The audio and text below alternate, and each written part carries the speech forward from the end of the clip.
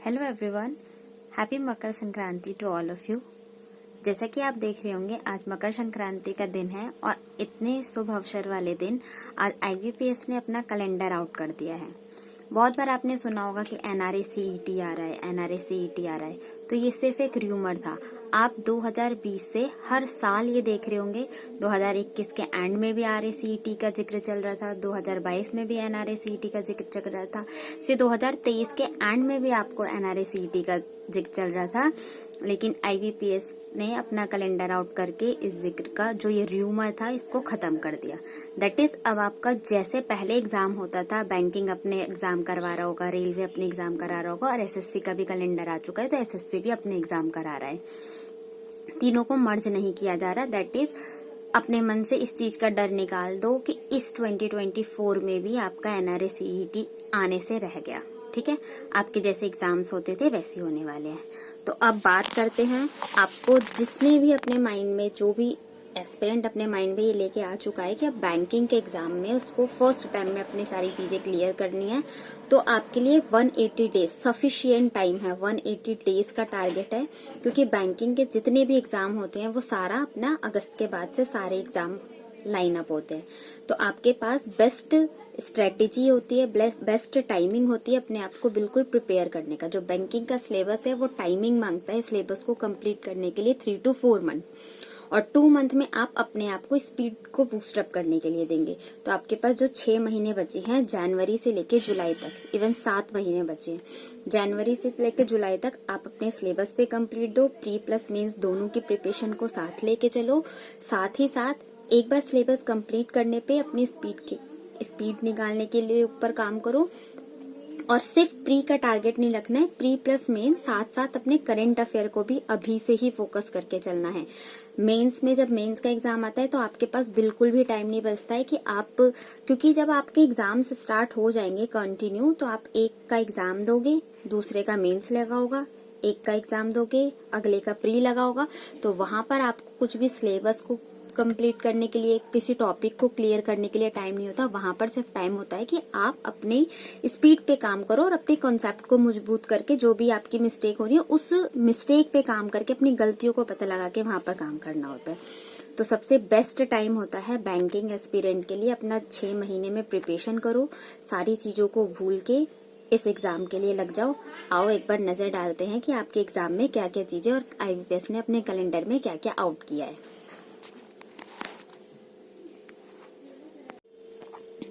तो देखो, ये है आपके आईबीपीएस का कैलेंडर। सबसे पहले हम बात करें तो हमारे अगस्त से सारे एग्जाम में नेशन स्टार्ट है। जो आईबीपीएस है वो अपने 5 एग्जाम हेल्ड कराता है, RRB PO, RRB clerk, RRB SO, फिर आईबीपीएस पीओ, आईबीपीएस क्लर्क और IBPS SO. That is 6 exam आपके हेल्ड कराता है पूरे साल में।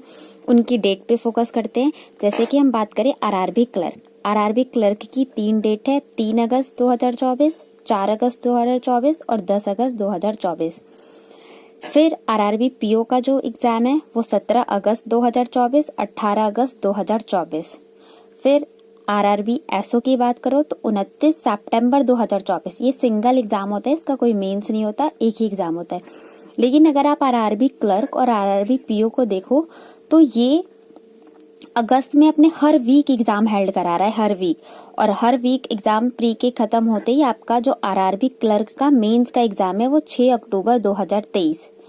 3 अगस्त को आपका एग्जाम स्टार्ट हो रहा है और मेंस का एग्जाम वो 6 अगस्त 2024 को ले रहा है। फिर आरआरबी पीओ का एग्जाम देखोगे तो 29 सितंबर 2024 का है।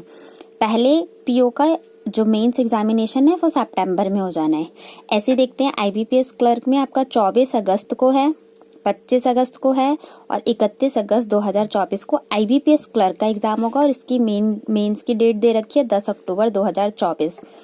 आईबीपीएस पीओ में 19 अक्टूबर 2024 का प्रीलिम्स होगा और 20 अक्टूबर 2024 का, बट इसका मेंस डेट 30 नवंबर 2024 में इसका होने वाला है।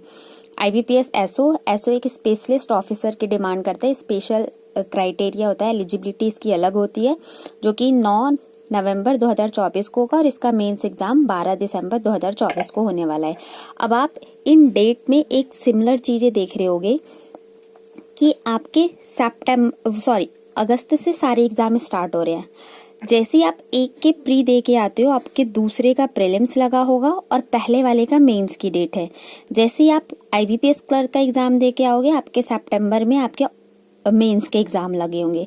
तो आप ये देख रहे होगे अगस्त में और यहाँ अक्टूबर में, जो आईबीपीएस पीओ है अगस्त अक्टूबर में आपके प्रीलिम्स का एग्जाम हो रहा है, और जो बीच में आपका सितंबर मंथ है, सितंबर और अक्टूबर, यहाँ पर आपके मेंस का एग्जामिनेशन हो रहा है। तो वहां पर आपके इन 6 मंथ में कोई चांस नहीं होता कि आप ये सोचो how to prepare and how to crack IBPS PO and IBPS clerk within 1 month और 2 मंथ।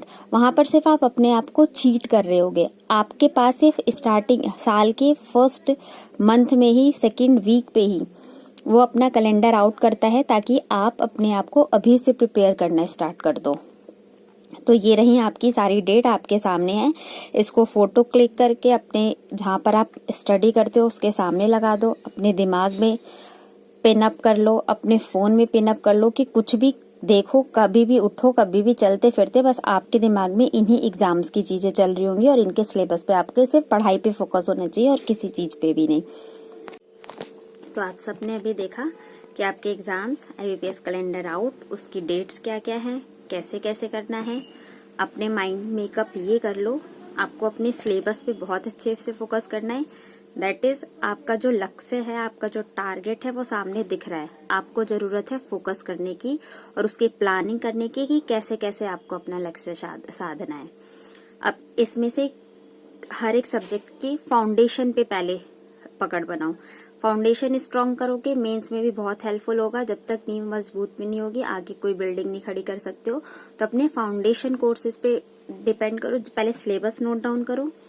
आपको अपने सिलेबस को 3 to 4 मंथ के अंदर, प्री से लेके मेंस तक पूरा सिलेबस शिद्दत के साथ, ये नहीं कि पीछे आप पुराना टॉपिक स्टार्ट करके चलते चले जा रहे हो, आगे आपने नया टॉपिक स्टार्ट कर लिया।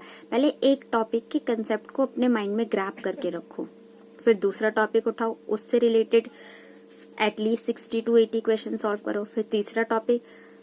हर सब्जेक्ट में ऐसे करना है।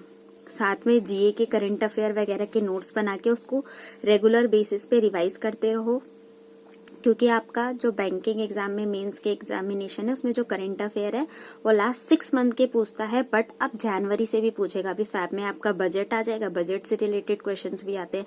तो इन सब चीजों को जब आप स्टार्टिंग से लेके चल रहे होगे, तभी वहां पर आपको कोई दिक्कत नहीं आने वाली, आप स्मूथली सारी चीजें हैंडल कर पाओगे। तो ऑल द वेरी बेस्ट। अपने प्रिपरेशन को अभी से स्टार्ट कर दो, जी जान से अभी से लगो। ये मत सोचो कि हमारे पास बहुत टाइम है, टाइम नहीं है। जैसे जैसे आप करोगे आपका टाइम चला जाएगा, फिर आपके तुरंत एग्जाम भी आ जाएंगे। ज्यादा महीने नहीं होगा अगर आप पूरा शिद्दत के साथ अपना सिलेबस कंप्लीट करते हो तो। और अपने अच्छे से प्रिपरेशन करना है, और मतलब टारगेट रख लो 2024 के आपका है, और आपको एक बैंकर बनना है 2024 में। तो मिलते हैं फिर, आगे की और चीजें डिस्कस करेंगे, कैसे कैसे क्या क्या चीज क्या प्रिपेयर करना है। अपनी प्लानिंग खुद से करो और अपना इनर मोटिवेशन अपने टॉप पे रखो। कोई बाहर से मोटिवेट होके कुछ नहीं होने वाला, अपना इनर मोटिवेशन हाई रखना है। All the very best. Thank you.